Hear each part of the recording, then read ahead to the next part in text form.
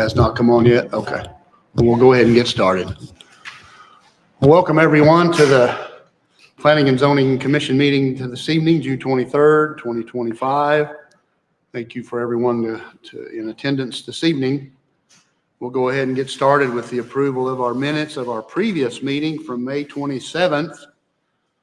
And turn it over to the commission here if there's any changes or addition or deletions or. Hey, I wasn't at that meeting, but I was mentioned that I restated a question that was once annexed. It's the back of the third page in on the bottom there. Oh, sorry. Hey, I was annexed in on. I wasn't at the meeting, but it says that Goldberg restated the question of once annexed, will the property automatically be zoned agriculture? So I don't know who that. Okay, that was Adam. Okay, thanks. Where was that at? Page what? From the minute. The back of the third page, kind of when there was questions came through. It was right after the public hearing closed on the property that we're talking about tonight. One page back from that, I think, Jeff. I just want to On make this, yeah, on note. this.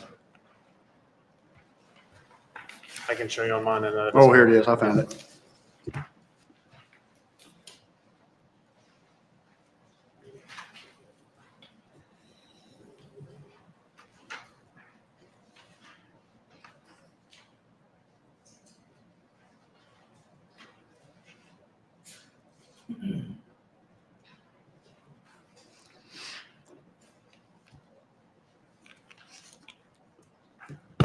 Get that notated, Megan? Okay. Anyone else?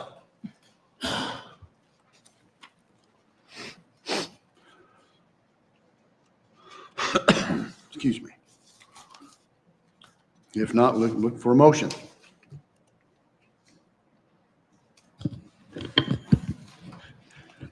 I move to approve the minutes of the May 27, 2025 meeting as amended. Okay.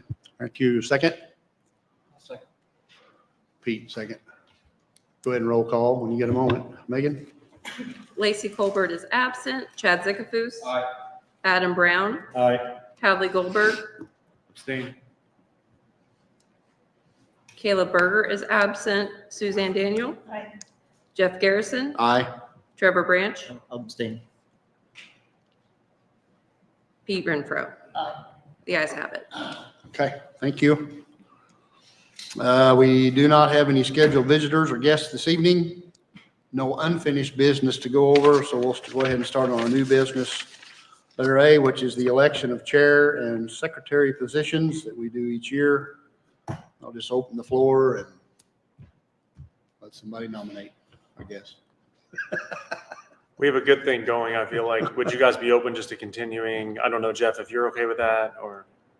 Yeah, I'm good. I'm good. Pete? Okay, so I'll nominate Jeff for chair and then Pete for secretary. A second. Let's go ahead and call it. Pete Renfro. Aye. Chad Zickafus. Aye. Adam Brown. Aye. Lacey Colbert is absent. Jeff Garrison. Aye. Caleb Berger is absent. Hadley Goldberg. Aye. Trevor Branch. Aye. And Suzanne Daniel. Aye. The ayes have it. Thank you. Then moving right along to the letter B, which is the zoning amendment this evening, 25-0004, which is the property location is the 3600 block of North State Highway NN across from the Ozark Middle School and North Elementary. Property owner is Valerie L. Lynch. The existing zoning is A1 Agricultural District and AR Agricultural Residential District, Christian County zoning. The requested zoning is GM-U, which is General Mixed Use District. Mr. Whitman, you are on the floor. All right, thank you and good evening. Does everybody hear me okay? Yes, Chairman, this is a request to rezone 20 acres of property to general mixed use. The property's located across, it's on the west side of NN Highway across from the North Elementary and Middle School. The property's currently undeveloped and it's under consideration by the Board of Aldermen for annexation. into the city. You'll remember we had an annexation hearing at the, in the May meeting, May Planning and Zoning Commission meeting. Let me get the right angle here. There we go. So yes, they'll take up the annexation for the second reading on July 7th. They will have a public hearing on this rezoning application at their at their second meeting in July as well.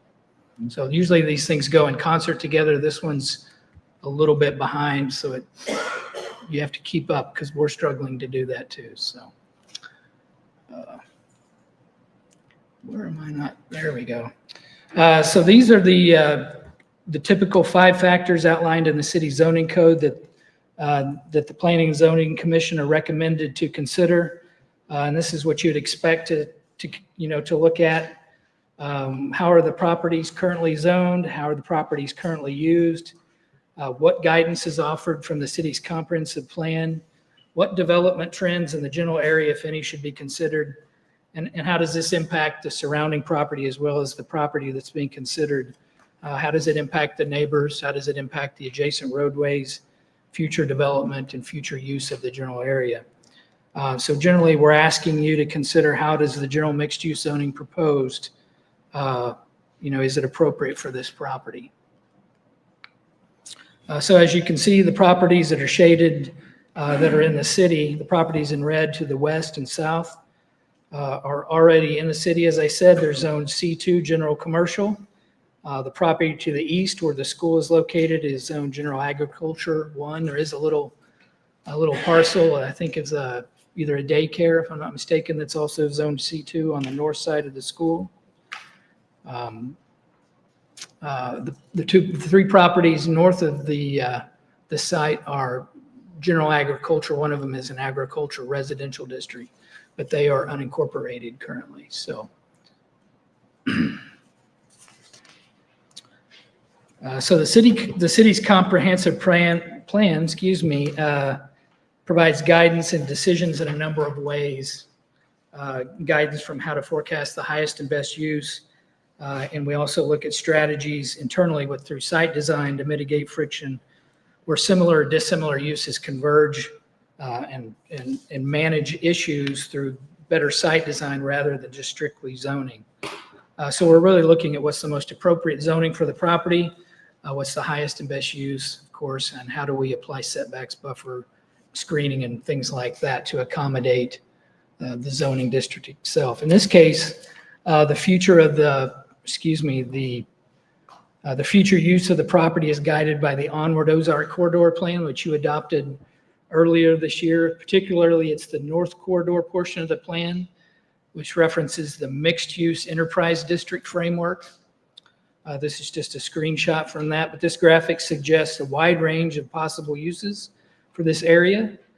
This includes some public, semi-public use, as well as housing, which could include a wide range of densities and design configurations that's within a building or across a parcel, horizontal or vertical designs.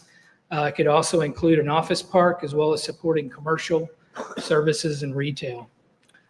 So at the time this plan was drafted, I suspect the Cox Rehab Hospital was on the horizon, or at least it was well known, or it was being contemplated. And that's also probably stands well for the extension of Longview across 65, as well as the addition of an interchange. So I guess what I'm saying is that those things went into influence how that portion of the Onward Ozark plan was drafted, and why this is such a diverse range of uses, and how it recognizes that there needs to be an integration of roadways as well as use and design to accomplish something that's out of the norm and not just straight zoning. So this general mixed use is appropriate in that way. It offers a variety of options for a developer, for somebody buying an individual parcel or integrating things next to each other. It begins to kind of break away from that model that we always heard of spot zoning, where you can't have residential right next to commercial. Well, in the old, traditional planning says that's a bad idea, but new urbanism and other models of planning say they can work very well together if they're planned and they're integrated and they're designed well. And that's one of the premises behind what went into the Onward Ozark plan. I'm yammering a bit, so bear with me. But so the general mixed-use zoning does allow all those things I mentioned. I will say one of the criticisms of this project is that as it's presented, it isn't being presented with a preliminary plat or a concept plan to help envision how the property will ultimately be developed. So this is a rezoning request that is, this is typical. It's not unusual. It's not something that you should be discouraged by, but it's really a speculative zoning case. They don't know exactly how they're planning on developing it, and that's to be understood. But it doesn't offer you all, it doesn't offer the city or the neighbors that immediate understanding of what's going to ultimately happen there. So in an ideal world, they would bring a preliminary plat or a concept plan, or you would consider an overlay or something that drilled down and had binding site plan with this. So that's not something we have, but the Onward Ozark plan does provide kind of some gap confidence and some fair certainty about what's going to happen with the property. So, and where those things don't give you some comfort or give the public some comfort, or the developer for that matter, who's making an investment, the city's general commercial design requirements will apply to this. So anything that's required in the C2 zoning would apply to that portion of the project that's commercial. And that stands to reason. That goes for any overlay district, like the transportation overlay district, that guides signage, elevations, lighting, site design, landscaping, that type of thing, as well as parking. So we do want to answer some, again, we don't know exactly how it's going to be developed. Well, I'll answer some, or try to answer some potential questions you might have with respect to how the comprehensive plan or the Onward Ozark plan weighs in on how the property will be developed with respect to the built environment or the public improvements. So utilities are available to the site. Water and sewer is required to be extended and upgraded as needed to serve whatever development is proposed, and that's at the developer's expense. That includes, there is a water line, I think, that's undersized, and it needs to be extended across NN Highway. So they're going to have to do some rather invasive construction. That's at their expense as well. Sewer will have to be extended in all cardinal directions, as well as connecting the water to the north so that they've got a good loop circulated water system that's got adequate fire suppression to serve the development. All of that would be required at the time of development. So when they submit a preliminary plat or development plans, that will be reviewed by the city, and that'll have to comply with the city's public improvement and subdivision regulations. Future development will be required to coordinate access with the Department of Transportation with respect to highway access, which in this case will most likely, as we understand it, just kind of looking ahead, they will be granted one point of access to this property, which will allow basically the construction of a new road and the adjacent sidewalks to access the property. And from there, it will serve the property, how it's developed. They will have to provide extensions to the south and to the west, possibly to the north, in terms of a public street system. So again, that will happen later on down the road when they do a little bit more design. There will be a required traffic study, most likely, that will be based on their proposal or how they plan to develop the property with respect to how much retail, what type of housing, what density, how many dwelling units, and they'll take into account access, traffic, known traffic volume for the proposed development. All of that stuff will be, contemplated at the time of the traffic study, as well as any off-site improvements that impact trails and things like that. So with that, all the requirements of the notification and posting have been met. As I said, there is the annexation is ongoing, and the Board of Aldermen will consider that for its final second reading in July. This zoning case will go before them at the second board meeting in July as well. I don't remember the date. Yes. Thank you, Megan. With that, other than ideally, like I said, we would always love to see more detail. We would love to know exactly what's happening. I think you would too. That's a given.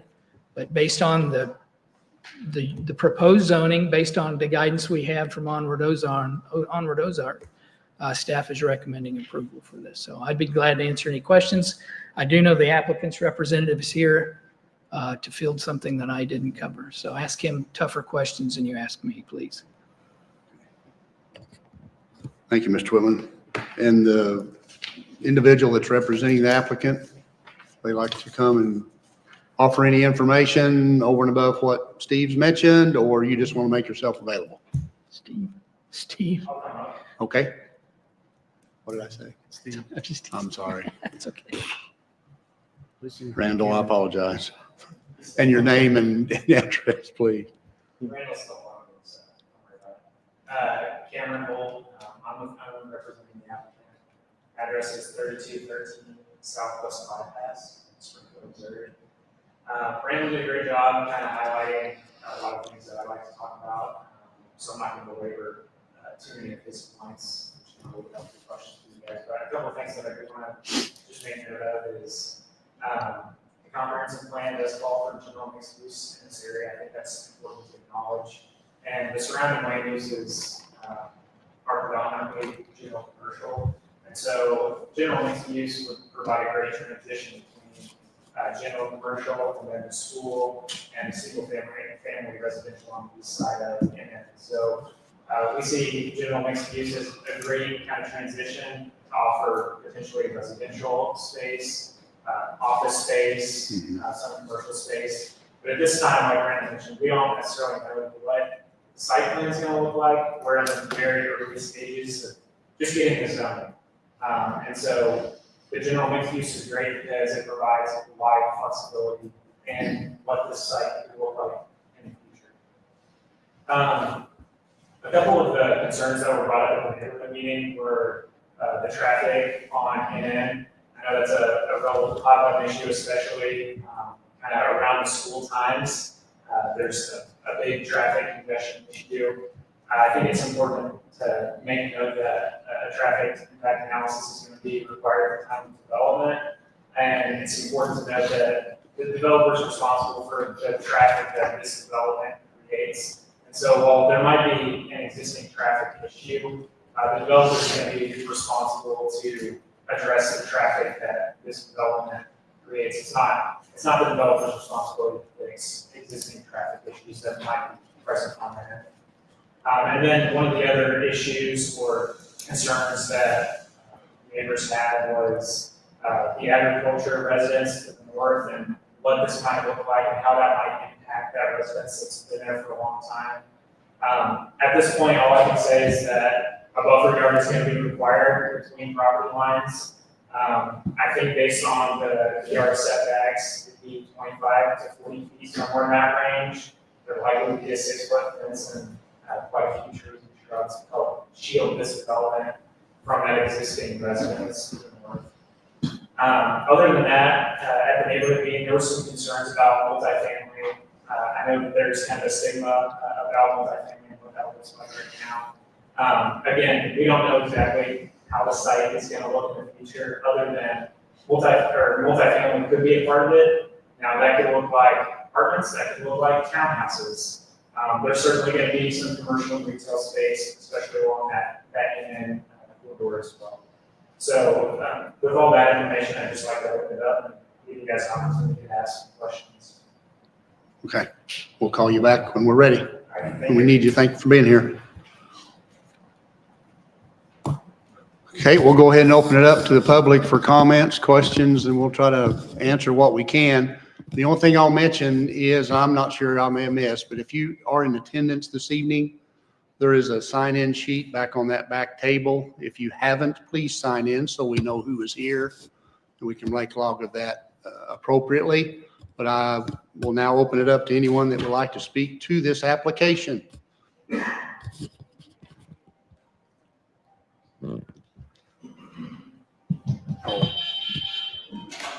Oh, and if you would, try to keep it within a 5 limit, and we got a little clock up here, so name and address, please. My name is Mike Barton. I live at 1508 East Campus, Springfield, Missouri, that I grew up. Piece of property I'm talking about, piece of property belongs to my mother and my father. My father gave us a wheelchair. They bought that piece of property with us, and right after we got married in 1956, for almost 7 years. Today is their 69th wedding anniversary. Happy anniversary. So, I think that it's interesting to say that it's, the plan is connected to, because we don't really know what we're proposing, to be honest with you. We understand that the property's going to be developed, you mentioned that last time, it's going to be developed as a city order plan, we get that. Not opposed to development, opposed to high density housing for sure. I think one of your 5 bullet points mentioned the trends, nursing home, a retirement community on this Park Road. We also have a hospital that's being built. What old people and people rehabilitating need supply. That's what they like. Not a lot of traffic, not a lot of children, not a lot of noise. I was thinking and reflecting upon speaking with you tonight. I was mindful of the fact that planning is in your name, and planning subsumes problem solving. So what does rezoning this property solve in terms of problems? You know, Ozark's growing, space, and one place where people live. I did a little query today of apartment buildings in the area to see which apartment building complexes have vacancies. Philly Ridge has vacancies, River Ranch has vacancies, Ozark South Apartments has vacancies, Embassy Ozark has vacancies, Ozark Plantation has vacancies, Ozark Mountain Crossing has vacancies, and half the town country apartments have vacancies. So it seems like there's not an immediate pressing concern to add additional apartment complexes to the area. In addition to that, we learned last time we visited here that there's a very large complex that's on the horizon to be constructed in Marabella, which is going to have tons and tons of residential capacity for residential growth. So it doesn't seem like rezoning this at this point in time solves any problems that we're having, but it has great potential for big problems. Problems with traffic, problems with noise, as I already mentioned, problems with crime, when you're old folks. And my parents, when they bought that property, by the way, picked it out because they had a small farm there. It was rural, it was a dirt road, but they bought it. Connected in at 65, 2 lanes 65. Very little traffic on that street. They bought it to raise their family and to grow a family to live there and to die there in peace, quiet. And they're up in years. The point is, it is going to be developed, it doesn't need to be developed now. And especially if we don't know what the plan is. I mean, I think it's not an unreasonable request to see what that plan might be before we change the zoning. You know, what is the plan for that? Is it going to be high density housing? That's a definite change in the area. So,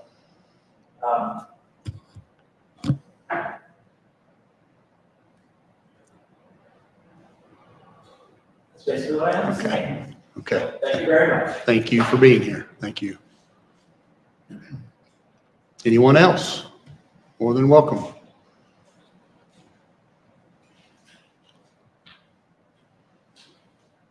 I'm Pat Harden, and we have been developing the property for 67 years.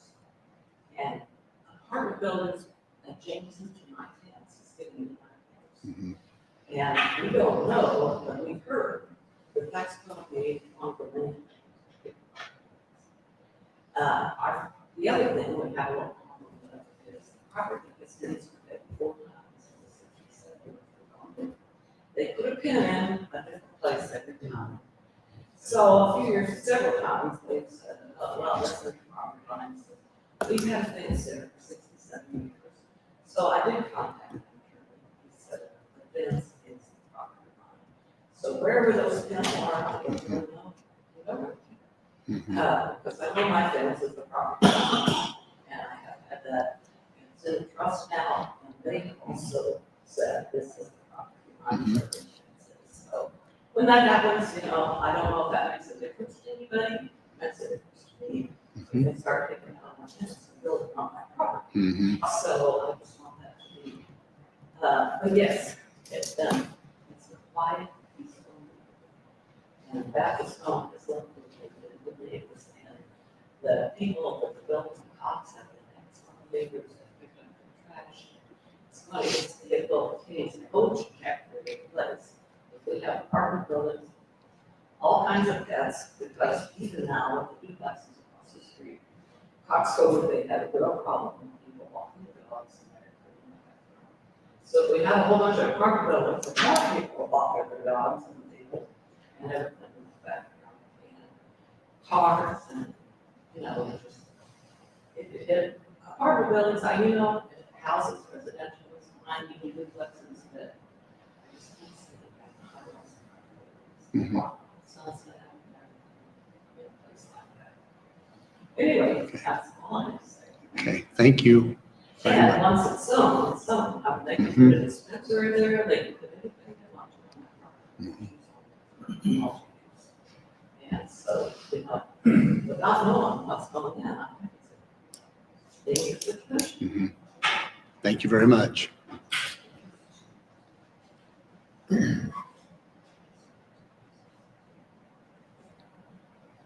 Anyone else?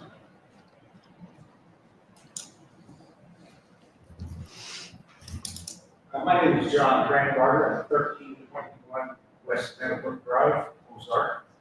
Then several blocks north of the proposed annexation and zoning change. The traffic issues that are involved with the area stretch way beyond the immediate area of the development. NN cannot handle the traffic that's there already. It's already a jam traffic issue at this point, as is the 22nd Street and CC, which was exacerbated by the new multi-use development on 22nd Street. And so I think that it needs to be considered what happens there in the end. I know that's an important transportation issue, but how you guys do it is directly affects what happens on that street. And the safety of children crossing in if they do a development with housing or 5-story apartment complex. Mhm. Not knowing what they're going to do seems kind of foolhardy to make an approval without having an idea of what's happening there. There was a zoning change and annexation north on the end at Boring Road that was made. I talked to the developer there. He had no idea what they were going to do with the property. Now, I don't park in Cleveland, so I can buy a piece of property without knowing what they're going to do with it. But he didn't know. It was approved as a zone change, annexation change, a street extension to NN, which is going to increase traffic on NN also there. So your approval of this, without seeing what they have in mind, knowing that, or remember, you have single-family dwellings, townhouses, or they're looking at a multi-family apartment complex. You might be a little immature until you see what they want to do. And I would think that it would be no rush to it until you find out what they're going to do. That's my thoughts. Okay, thank you.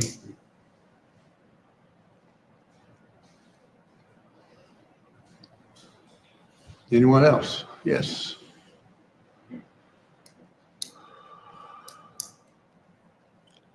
Jeannie McFall, 1324 East Warren Avenue, Ozark, Missouri. I just have some questions. I know this will be only the third general mixed use that you have looked at since we came up with the new zoning here in Ozark. Nothing has been built yet, and I'm just concerned about how this actually works on the 20-acre tract, because it does state a certain percentage of single family and business. And if the development is divided up into different lots, and then it says you can't have all residential, is that true of the lot or the whole development? And you also have to provide a park area or outdoor public spaces, at least 2 of those. Is that 2 per lot, or is that 2 for the whole development? Because this could be sold off in several different parcels over a period of time. So those are just questions that we need clarified. And since Ozark's planning to be a more walkable city, will there be a crosswalk to get to the school? I know we can't get a crosswalk over here on 3rd Street in Church, so will MoDOT allow that on NN? Those are just concerns I have. Thank you. Thank you.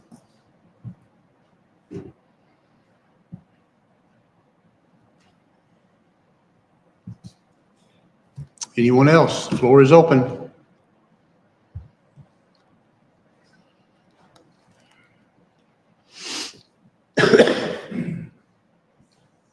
Tim Hanna, 3521 Fort Burnsfield. I want to echo a lot of what this gentleman said, kind of took on points for the most part. I know the representative discussed the traffic study, I'm sure you're all pretty versed in those, and it's not going to reach what the bottlenecks actually are. And their responsibility for improving issues with traffic are going to be very limited in scope compared to where those problems are. They're going to bottleneck at 14, they're going to bottleneck in JCC. Does anybody here live in this corridor running in between 14 and CC? No? Okay. Oh, you do? Okay. I use it daily, yes. Okay. I live in Turnberry Estates and drive it 3 or 4 times a day. So you're pretty versed in how the traffic gets back up there. If anybody's been on the other side of the highway, as the gentleman discussed, you've seen the impacts that happen there. And I know that it's this county's road or this city's road or this special road district or whatever, and it becomes a thing as far as making the improvements necessary. I think there's a great start over there on CC. I guess I hope that we'll start to take a proactive approach to these things. I have no doubt this is going to get developed. It's probably going to be a part of something. It probably should be, because as you said, it's got to kind of cheer up the commercial. If it's a pipe dream, I think that field would never get developed. But I think we need to do it correctly and make the necessary improvements to those roads. There's lines that back up on NN for draw traffic for kids at the schools. I'm not as worried about crossing the streets. There's things that can be done there to get people across there safely and things like that. But again, those things need to be done ahead of time. The road needs to be, the right turn lane needs to be allowed into the schools. There needs to be a different way for James River to feed the highway, because that's just a nightmare on Sundays. Instead of adding to the problem and saying, now it's a really big problem, we gotta fix it. Let's know that this corridor's gotta get developed. It's along the highway, 65 and it's gonna get developed. There's gonna be a lot of stuff there, and it might be nice. But the road needs to be ready for it first, not develop and then figure the road out. And I've also kind of got concerns with how it's presented. Again, it's mixed use, no plan. I mean, the idea that they might give a 25-foot easement, a 40-foot easement to an apartment building, that's not very far. And I guess it's maybe next to a house. I honestly, I've driven up down that road for years. I couldn't tell you exactly how this all lays out next to each other. But I guess when you're talking about, we're going to do a road study, there's going to be a 25 or 40-foot easement to these things. None of those to me seem like real solutions. They kind of seem like facades. We're going to fix the problem. Don't worry about this. We're going to do the right thing. Just vote yes and do the right thing after the fact. I would really caution against doing that, especially out on the other end of the properties. But I mean, they should at least have a plan, something to present before it gets voted yes, not just take it out of the box and hope. Thank you, sir. Appreciate it.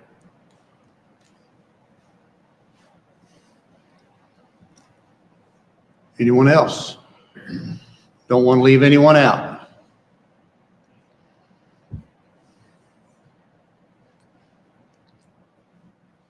Okay, seeing no movement, we'll go ahead and close the public portion of this meeting and for this application. And I'll turn it over to the commissioners for any questions, comments, discussion.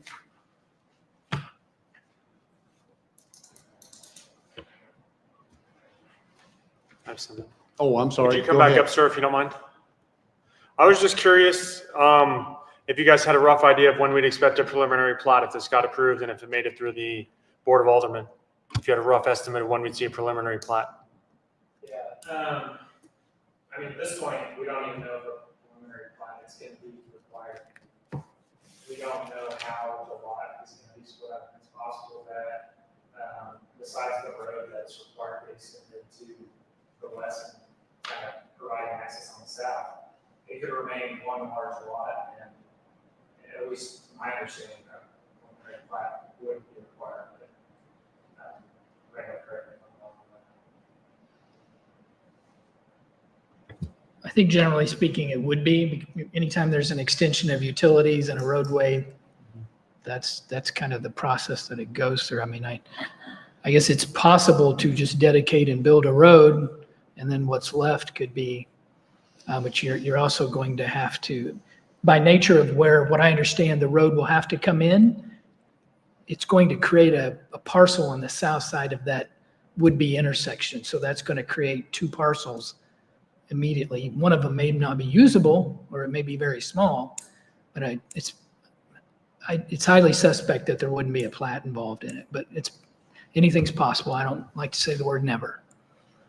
So, kind of talking about that driveway that he's mentioned, we had that conversation with my dad about where they would like that, and they like to line up with the school to the east.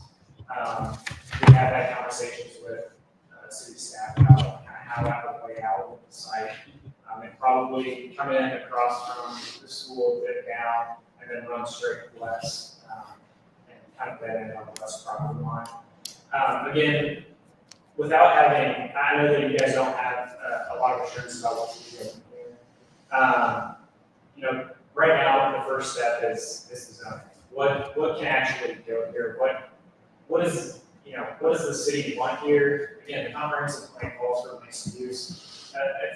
Public roads are going to be dedicated, which it sounds like they're definitely going to be dedicated to the west, potentially to the north as well. We're talking about splitting up the property, and Rand was correct, there's going to be a preliminary plat, and we'll be back here looking at road layouts and lots and what that might look like. But again, right now, without a ton of investment up front from the developer, we're kind of just following the comprehensive plan that you guys have all approved and saying, this general fits here, and yeah, it could be residential, it could be commercial, but a mix of the two really kind of fits the area with the commercial and then the school and the residential. I know, follow-up question, I think she mentioned it. So if it is split into two different plots, or if it's two different parcels, I think, what does that look like for mixed use? Does there need to be, I think she said there have to be two parks or two public areas. What does that look like on the mixed use? This is a good question. I actually looked at it when Ms. McFall mentioned that. It really speaks to spaces, and that could literally be green space. It could be a sitting area. It could be outdoor dining for retail. It could be an amenity for apartments. There isn't enough detail in here for me to tell you that. We don't know what the project entails. If it's a small outlot, we wouldn't, expect them to. 20% dedication probably wouldn't amount to much. Yeah. So we would just have to kind of look at the project and make it's a good question, and I don't have a straight answer, so. Would that be similar to like common space for subdivision? So we come back for the preliminary plat and say we're splitting into 3 or 4 lots, and there's a handful of streets, but there would be amenity space that be allocated for that subdivision. I don't know if it's amenity space for each lot or if it's, for the plat. I looked at that earlier in the code. Yeah, it speaks to the notion that it's for each lot, but if, in your scenario, if the bulk of the lion's share of the property were dedicated to multifamily, they would probably have an amenity package, a swimming pool, a clubhouse, a playground, and that type of thing. That could count towards it as well.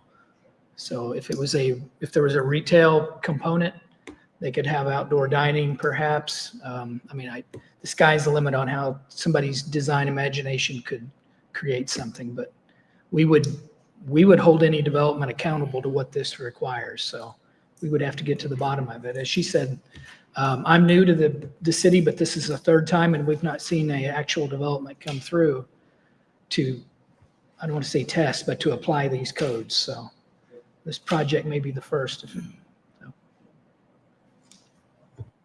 Then I was just gonna add one other thing, sorry. Go ahead. I know a couple people brought up the school things. I know you don't necessarily see the north piece per se, but for the schools, like at East, you see it, where basically there's houses that are literally like 2 away and there's no sidewalks. So the school district has bus service for every single person. So some places I know in Springfield, it's different where it's got to be X amount away. But even if they're literally across the street, there's still bus service that would drop the kids off across the street. Because that is, I had some notes on crosswalks and lights. I'd be concerned, like if there's a Casey's or a, I can't call it Come and Go anymore, like a Maverick went in there, that kids would walk across from the middle school to there. And I think someone mentioned a crosswalk. And I mean, I think, and I know part of that's on the city and the roads and different things like that. But I think that's definitely a concern because when the kids walk from the junior high to Maverick, they're not crossing a busy road there. And I don't know if that's something down the road, but that's something, you know, if a preliminary plat came across and it was like a gas station or like convenience store right there, at least that'd be a concern for me, you know, with me having a kid in 5th grade next year. So. Yeah, for sure. You know, all I can speak to as far as that goes is, MoDOT will be reviewing the plans. Yeah. Whatever those end up shaping up to be. And at the end of the day, they're gonna have a final say on whether crosswalk is warranted or safe or preferred in that location. But we haven't had conversations with Yeah. MoDOT in terms of crosswalk at this point. I think that's it. I may have Good others for- later. but Well, that's fine. Yeah, we can go again. You can go ahead and have a seat. We'll call you Thank you, back sir. possibly. Thank you for coming up. Yes, ma'am. Yes, I just wanted to note that Lacey Colbert is on. Hi, Lacey. Hi there. Welcome. Glad to have you. Thank you. Just holler out if you want to ask questions or make comments. Just let me know, okay? Will do. Thank you. Thanks.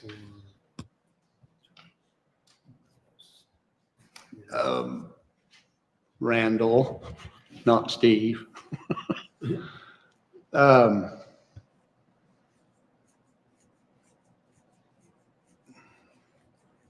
Can you elaborate on, because I know there's situations where depending on what would be decided by the developer, in some cases, a preliminary plat would, and there's cases where a preliminary plat would not come before the commission.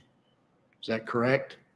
And if that is correct, can you expound upon what would warrant coming back? What might? It's very uneasy here. I think a situation that a subdivision of sorts, if you would, that wouldn't come back to the commission would be a minor subdivision or administrative subdivision where they created parcels that didn't require public improvements. And in this case, I don't think that's going to apply. I mean, anything's possible. They could challenge our recommendations, challenge the plan, and propose a private access or something, which I've seen that here since I've been here. So again, I don't want to say never is never, but that's not what the plan recommends. That's not what we would support as staff. It doesn't promote the future development and better connectivity of the property west and south. So I don't think there's a scenario that would present itself where there wouldn't be public improvements. And generally by nature of public improvements, there's some type of proposal, usually in the form of a preliminary plat, where they have to propose where the roads go, where the utility easements are, how those public improvements are going to be designed, and what parcels are created as a result of that. And then by nature, that's what a preliminary plat does. That's the mechanism for the city to plan that, dedicate it, build it, and accept it. So, and you're the body that reviews that or makes that recommendation. So I don't know if I answered your question. I don't think it would. I think you did. We're fairly confident that whatever they would want to bring will come to the commission and then inversely to the alderman as well for approval. I believe so, yes, sir. And with respect to NN, there will most likely be, you know, a traffic study depending on what they do. There will be public improvements to NN Highway, most likely, whether those are turn lanes. I couldn't venture a guess on the extent of what those would be, but that would require the dedication or possible dedication of additional right-of-way to the state. That's also a mechanism that would occur via the preliminary plat as well. And that could apply to trails, that could apply to sidewalks. other improvements as well. And again, that's preliminary plats or the platting process is usually the process or mechanism where that happens. All right, okay. I don't think we would do that by way of a minor subdivision. Staff wouldn't feel comfortable doing that. Neither would I. Yeah. Just to say it out loud. One more, then I'll let someone else, because I've got quite a few in my mind here.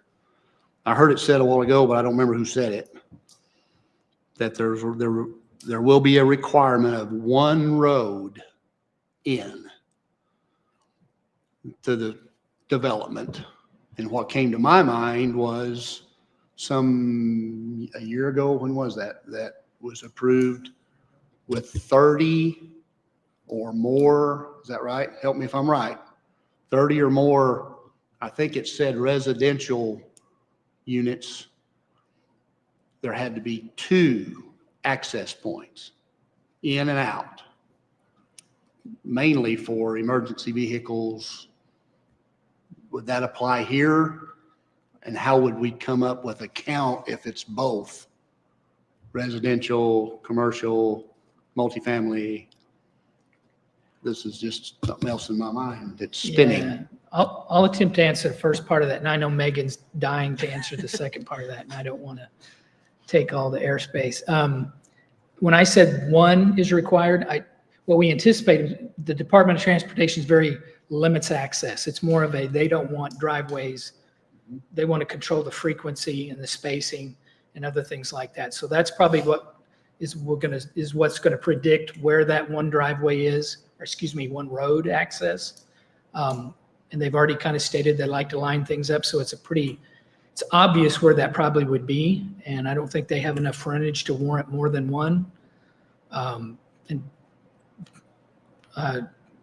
Chad Mr. Zickfus may want to help me with that and qualify. He's got expertise in that arena, but Yes, please. So I agree with Randall. I'll back up just a step if I may.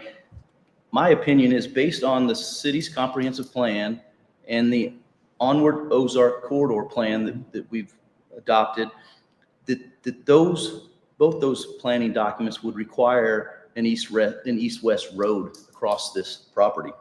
And so I think, that being said, it's going to require a preliminary plat, period. You can't dedicate the road without the plat. So I could see it could easily be a 2-lot subdivision where you came off across from the school entrance and kind of stayed on that angle, and then just basically went around along the southern property line. So you'd have a half an acre, probably undevelopable lot, and then the rest of it would be, a large open parcel. So that, at a minimum, I'd say that's the case.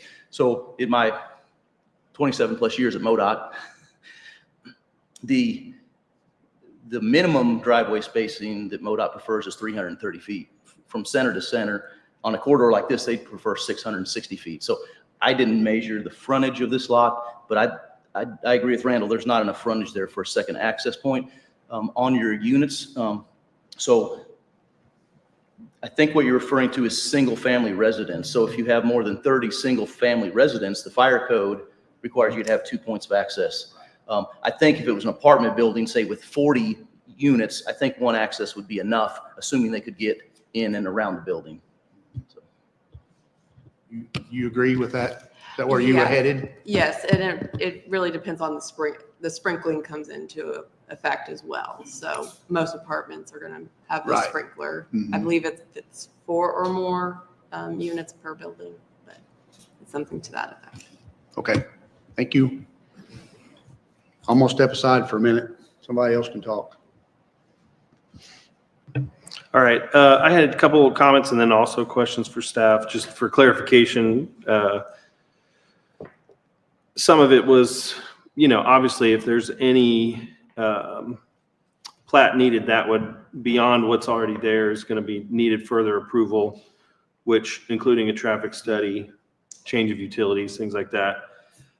Second would be that, changing the zoning and zoning requests approved or denied, like the gentleman said, they're requesting something of the city of, do we want this or not?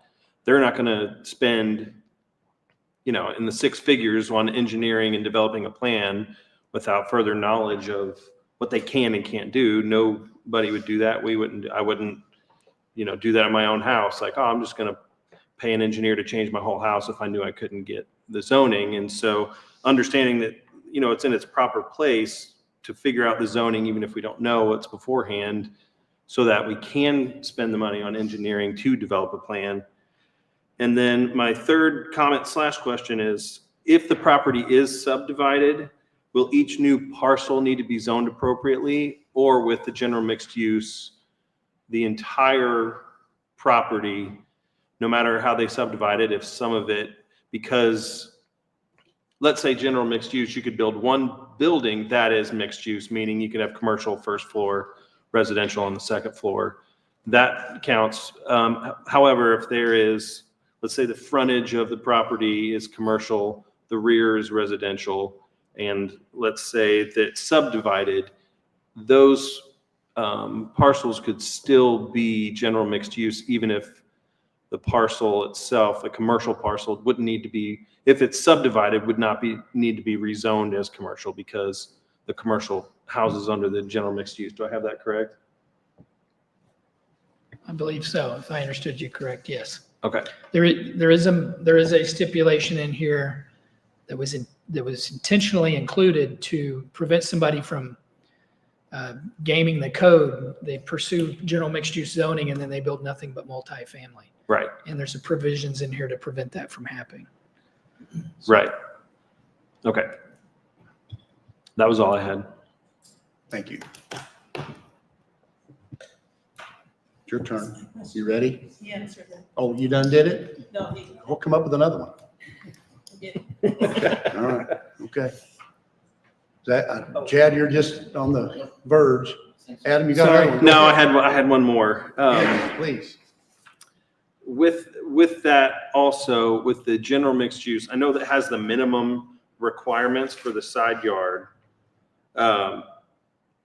And maybe just refresh me. I tried looking it up earlier and I obviously did not give myself enough time, but the buffer yards for general mixed use, again, because we haven't, done many of these yet, is that comparable to a commercial buffer yard? Do the minimums kind of mirror the commercial buffer yard needed as far as vegetation, fencing, and all that? If I'm not mistaken, the buffer yard requirements accommodate general mixed use in terms of if it's multifamily, if it's commercial, yes. So they would apply as they would if it was a straight zoning to C2 or whatever. But and I can look here real quick and see if, Because I could understand the concern, a 5-foot side yard is not large buffer at all. However, going back to my earlier plan of, with a plat coming in, I know that's something we always look at buffer yards when a plat is submitted. If they're, we can make our recommendations based on the plat. And so obviously with minimums being there, however, with the plat and when the development comes into plan, the buffer yards can be questioned at a later date. yes, they would really be applied at the time the development, let's just say Right. hypothetically, an apartment, the design plans come in, or it's a standalone retail restaurant, whatever. Right. That's when the buffer yard requirements would be applied to that site plan. Right. It's the development, not necessarily. right. Yeah. Okay. That's what I thought. I just wanted to make sure. I'll confirm the answer to your other question. Yeah. Unless Megan can answer that off the top of her head, which she probably can. About the buffer yard specifically, yeah, what Randall said is for general mixed use, since there are different options, it would be at the time of like either the plating or the actual building permit and such. And it would be Permit process. assessed. Yeah. Is it a commercial use abutting a residential, or is it multifamily abutting residential? That would determine. Right. Because it determines what's being built on what part of the property and what's there. So you- Obviously, if it's commercial against commercial, that's going to be different than commercial against agriculture, commercial, residential. Yes. That's why I was figuring that the general mixed use side is general. It gets more specific as the development comes to light. Correct, yes. Okay. Thank you. Perfect. Thank you. Go ahead, Chad. All right, few comments, and as I previously said, I live on NN in Turnberry Estates. I drive it multiple times a day. There are times when traffic, when NN is extremely congested and it is difficult to get in and out. And the school is an issue and a challenge down there also. But that being said, I don't feel that the developer, this property owner, should be penalized, or we should make decisions based on traffic that already exists that he doesn't have any control or influence over. It is, as mentioned, it's a state route. We need to work closer, and I know the city is, but continue to work with MoDOT to program those necessary improvements. But the traffic study that'll be required for this is going to look at the existing traffic on NN, so that'll be a factor. The peak hours and the congestion on NN that'll be in the study, but then it'll simply add the additional traffic and trips that this development will generate based on the use. And so the developer will be required only to build improvements that are needed for his additional traffic. The developer won't be and shouldn't be responsible to build improvements that already exist. I'm sure the school already warrants a right turn lane, but the developer shouldn't have to build a right turn lane for the school. Some of the other city streets may warrant, turn lanes. So I don't think we should make our decisions based on the existing conditions that are out of their control. And the crosswalk, there's national standards and warrants that have to be met. And again, the city and the developer will work with MoDOT, but there's got to be a certain number of cars, a certain number of pedestrians to warrant putting in a crossing. So I think that may be something that just needs to be monitored, as all this property develops. Is there an increase in pedestrian traffic, across NN or up and down NN? That's good to know, Hadley, that the school does provide buses for everybody. Like you said, Springfield, I think if you're in a mile or so, you have to walk.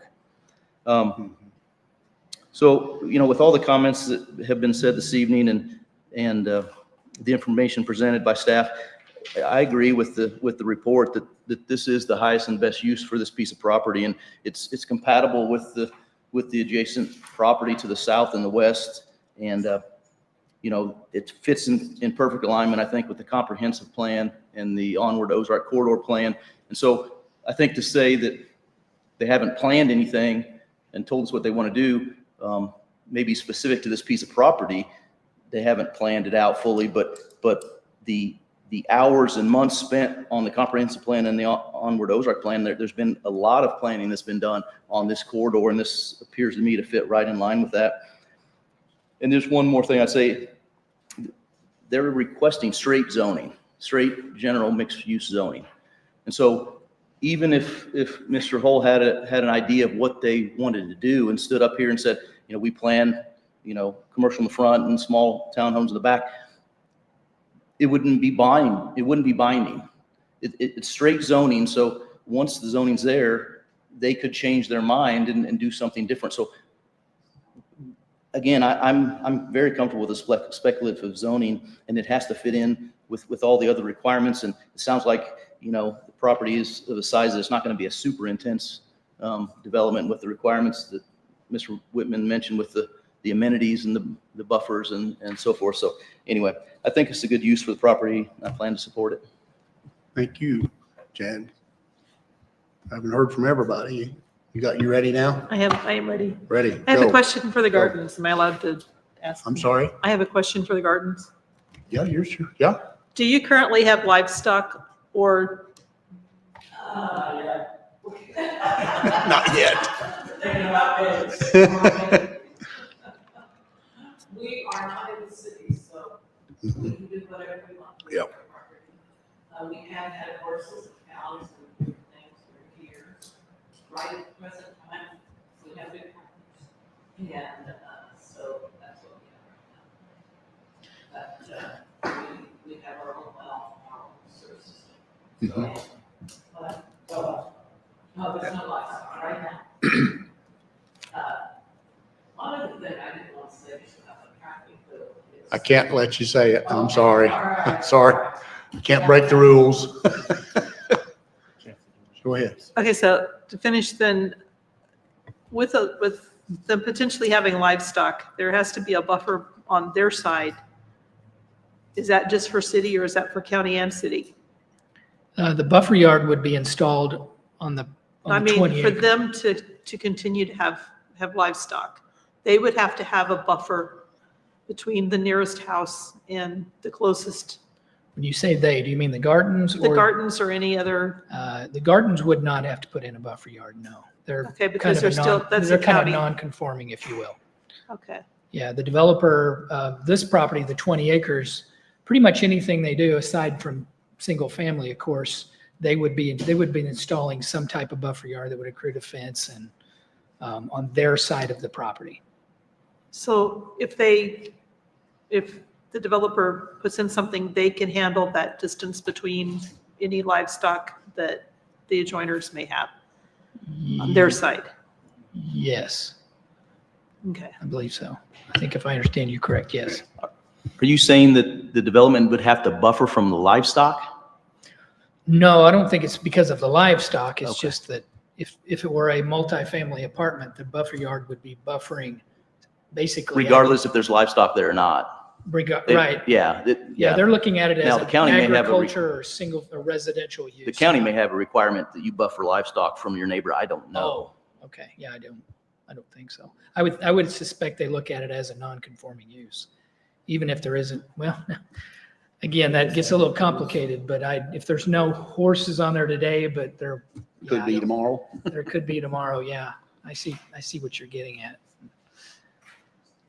There's a caveat to everything, I guess, so.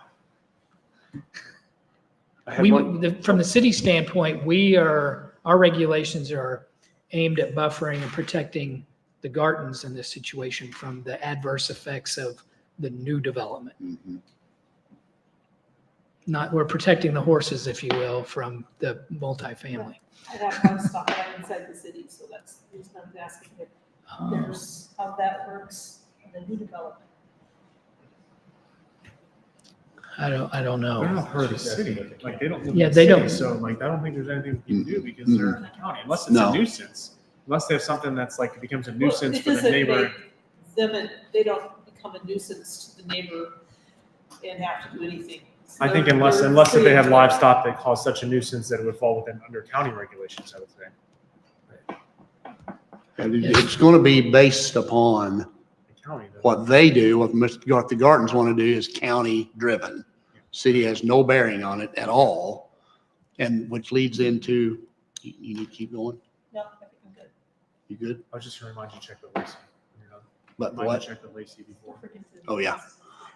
Back to the buffer again, when you said that. For example, to the north are the Gardens, which is residential and vacant, right? To this development. Okay, well, right. Yes. And then to the south and west is C2, general commercial. Is what the development is abutting drive the width of the buffer? Or is it the multi-use, general mixed use driving the buffer width? It's what the zoning is that's there is what drives the buffer yard width and the plantings and et cetera. So, for instance, if on the west side, it was multifamily, there's a buffer yard B required on the project side adjacent to that C2 project Mhm. or C2 property.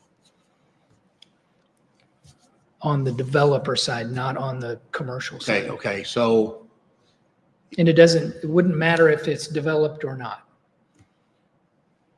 what the new development is abutting does not drive the buffer. The new development drives the buffer. Yes, sir. That's what would trigger the design and Okay. installation of the buffer, Okay. yes. Now, before I move on, Lacey, do you need anything? I don't want to leave you out. I don't have any questions. All of them have already been answered. Thank you. Okay, thanks. Go ahead. I have one other technical. On the neighborhood meeting summary, it doesn't list how many were in attendance, and it says, see attached list and comments. There's no list, there's just the comments. So I just didn't know if that needed to be included. Obviously, I know we recently adopted this, but if it needed to be updated for records to show. I just noticed that, and on what we have, it doesn't have that. We can get you guys Okay. that. Okay. Trevor, what about you? You've been kind of quiet. I just had one quick question, a general question. At what point in the development would we need to know what the plans are for the development, whether it's going to be residential going in or high density, commercial? I mean, I know it doesn't really factor into a zoning amendment, but at what point in the development process would we need to know that information? I think he's asking you, is there a time limit to a plat? Is that where you're headed or not really? Well, I think it's the planning process where we would need to know what goes in there, and then we can approve or vote to approve or not. But I just wanted to go over that real quick for the general awareness of the public and our own as well. Sure. So there's a couple things going on there. There's the platting process, and then there's the use of the property or the parcels that are created by way of the plat. So the next thing you could just hypothetically, they submit a preliminary plat, and that generates 2 to 5 lots. Those lots, depending on what happens on those lots, that's what would trigger or drive the design of the improvements, the private improvements, the buffer yards, circulation, any of that within the development. The preliminary plat won't give any direction towards those buffer yards, any landscaping or anything like that. It's just primarily going to identify the creation of the lots, where the public improvements are going, the utility easements, the road right of way, and detention probably is something, stormwater and that type of thing. So there's a couple other phases before we get to the point where you actually see buildings coming out of the ground. Does that help? Yes, thank you. Go ahead. I just had to correct myself. It does say how many on the second page. It just doesn't list the individuals. Doesn't list who it is, yeah. Thank you. I got to get better at reading. The teacher. Yeah. We're gooder. Floor still open to commission. Anything? Comments, questions?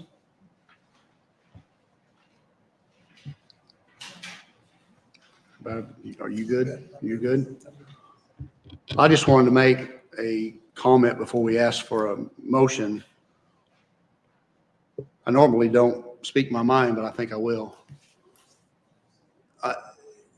It initially concerned me that there was nothing to give us guidance on this 20 acres.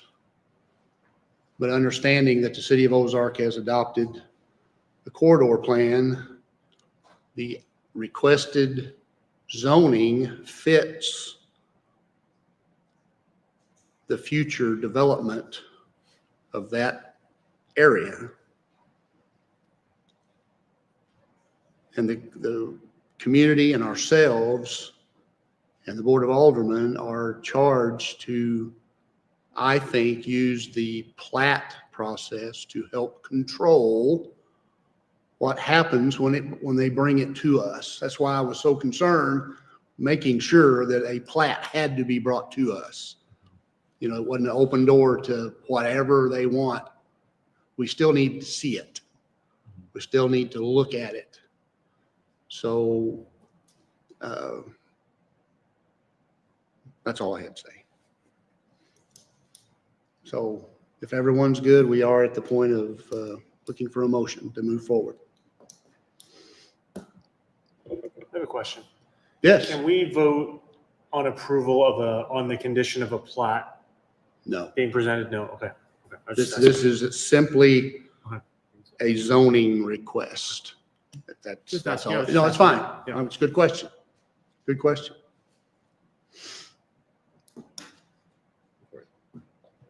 Go ahead. I would like to make a motion to approve zoning amendment 25-0004 based on the findings of facts and staff. Do I have a second? Second. Roll call, please, Megan. Trevor Branch, Aye. Lacey Colbert, Aye. Caleb Berger is absent, Adam Brown, Aye. Hallie Goldberg, Suzanne Daniel, Aye. Jeff Garrison, Aye. Chad Zickafus, Aye. and Pete Renfro. The ayes have it. Thank you. Thank you for everyone that was in attendance this evening. Thank you for your participation.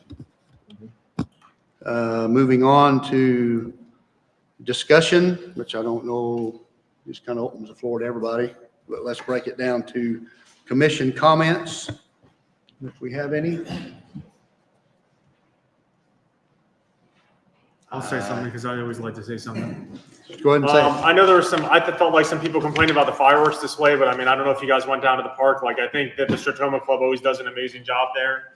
I mean, I know a lot of people come from surrounding areas as well, come into Ozark just for that. And I mean, I always think that, it's done well. I know a lot of work goes into that, but I know I don't even know how many thousand ducks were bought this year, but I mean, I think it's always a good thing for the community. So 12,000, yeah. So I mean, I know it brings money to the schools and some other things as well, but just another good thing that, makes me proud to live in Ozark. Thank you, Hadley. Anyone else? I see your finger move. Yeah, I just have a comment. I just wanted to encourage any other commissioners and public, if you haven't visited the new Garrison Springs Park, I would say that is one great improvement that we've done to the city. I've enjoyed it a lot as far as access and a unique park. Just wanted to put that out there, everybody's mind. I know we waited it for a long time, and it's a really great place. Yes, sir. I agree. Everybody good? Administrative comments. Megan, you're first. Or do you want to be first? I can be first. Yes, the only comment I have is Oh, shoot, yes.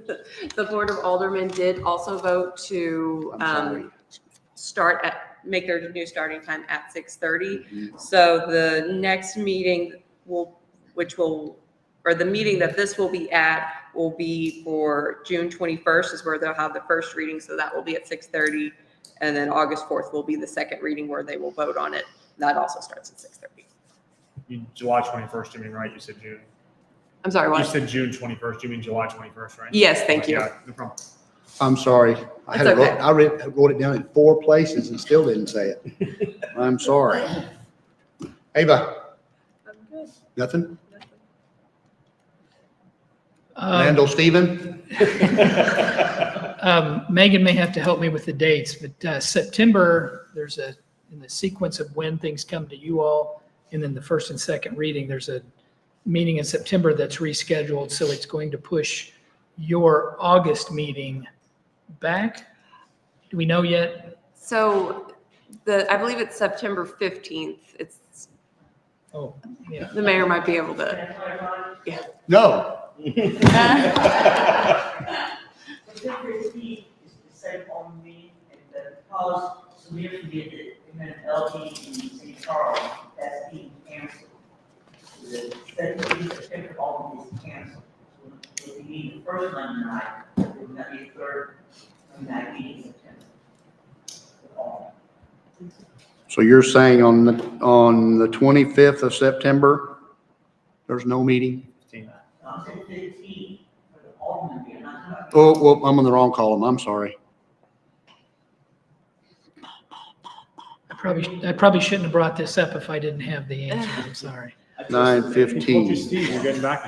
Yeah, I'm getting back. Yeah, so the August meeting, there are certain applications like the annexation applications. If something came up in August, we aren't going to have any annexations in August because they have a timeline. And I believe I might be wrong, but I believe it's if they don't get approved or voted on in a certain period of time, it's an automatic approval. I might be misstating that. So there might be some still, but it will be a potentially modified schedule in August, but we will still have our. So it's possible we would not meet on the 25th Depending on. of August? Yes, there's the Possible. possibility, but Okay. we'll just Is have it to wait and possible see. we won't meet or will it move or either I or? think it would just that we wouldn't meet. Okay. But we will give you more details next Gotcha. month. Okay, very good. So with that, we anticipate having a very busy July. I think we have anywhere from 4 to 7 agenda items, 3 of which potentially could be Marabella, including annexation, the plan development itself, as well as a preliminary plat for the whole thing. And there's some other incidental zoning cases too. So eat before you come, perhaps. And we'll get more definition as to what's on that agenda. And some of that may roll back to August too. So we'll have to see how that kind of unfolds. So that's all I had though. Mr. Mayor, do you have anything? Mr. Alderman, do you have anything? You good? Okay. Oh, you're hiding. Would you like to say something, Miss Jean Ann? Okay, all right. -1 movement. I'll move to adjourn. Second? And they all said? Aye. Thank you.